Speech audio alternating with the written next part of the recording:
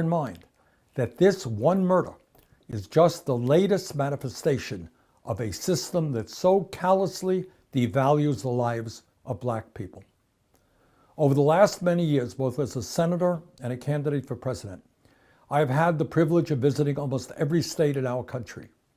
In those travels, I have experienced some incredibly beautiful and inspiring moments with the people I met. But I must also tell you that I've had moments which made me embarrassed about the state of our country, meeting too many families in too many communities who have suffered from police violence and social and economic neglect. In most cases, these victims and their families have been denied justice by a system that ignores these ongoing assaults against the bodies and the dignity of black people. If ever there was a time for us to address this egregious assault on everything our country is supposed to stand for, now is that time.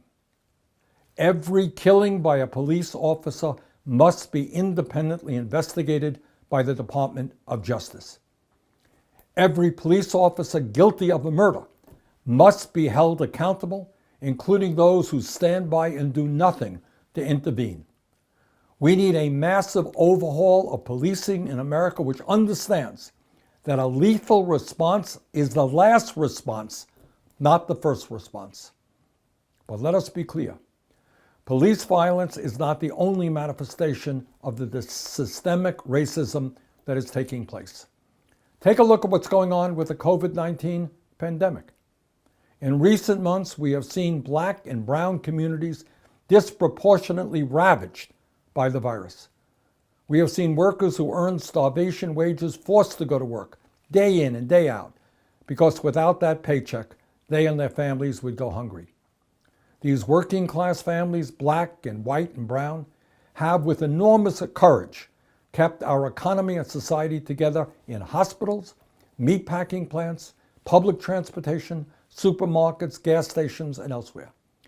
These workers, black and brown, have risked infection and death so that the rest of us can continue to eat, get our medicines, or put gas in our cars. But when we talk about systemic racism, we're not just talking about black lives killed by police with no accountability. We're not just talking about black lives killed by COVID-19. We're not just talking about a third of black children in our country living in poverty and millions of black kids going to totally inadequate schools. We're not just talking about black women having a maternal death rate 3 times the rate of white women and black families owning 1/10 the wealth of white families. Instead, we are talking about a system of pervasive racism that impacts every aspect of our lives. This has got to end. We need equity for black people, for brown people, and for all who are marginalized and made disposable in a system and an economy that treats millions of people as unworthy of the basic decency of human respect. Our struggle is and has always been about justice. Not justice on paper, but real justice in the real lives of real people. Sadly, as we come together in the fight for justice, as we fight against racism, as we fight against massive unemployment and poverty, right-wing demagogues exploit moments like this to tear us apart and reinforce systems of racism and oppression. At this critical moment in our nation's history, at a time when we need a president who brings us together against injustice, we have a president who is opportunistically moving us down a path toward authoritarianism and violence. And he stands astride a grotesque system of ingrained racism and economic disparity that now more than ever needs to be ripped down.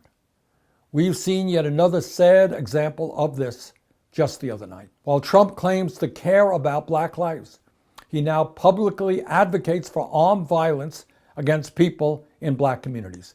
No, Mr. President, this is not a time to encourage police officers to do more shooting. That is exactly the problem we have to overcome. What a sad period this is for our democracy and for fundamental moral decency. Do I believe that Trump's views reflect the feelings of the people of this country? No, I don't. I don't believe that for a moment. I have looked into the faces of too many people all across our country, from every background, from every zip code. And despite their differences, what our people want is a nation that respects the fundamental human dignity of every person. That starts with justice for George Floyd.